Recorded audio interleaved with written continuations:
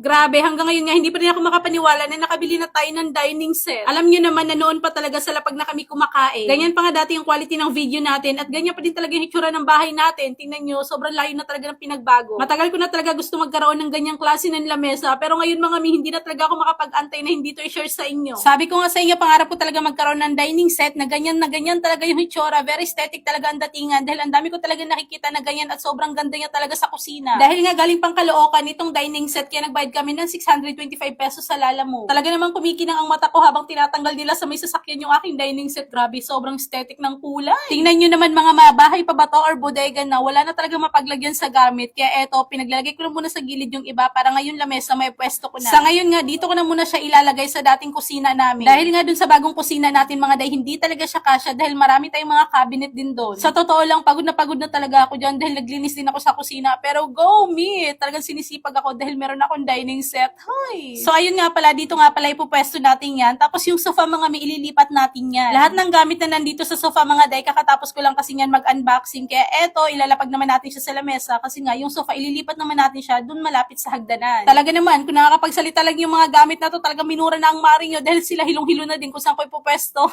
As in mga mawalang halong eme-eme, sobrang nakakaiyak lang na nakaka-proud dahil alam mo yun, nakakabili na kami ng ganitong klase ng gamit sa bahay na alam nyo naman dati pa na wala talaga kami halos gamit. Tingnan nyo, ito yung unang kain namin sa lamesa, di ba? May maganda kang dining set, tas ang ulam mo noodles. Hindi naman siguro halata na hindi kami excited sa lamesa kumain dahil may plastic pa. Grabe, ang ganda, day.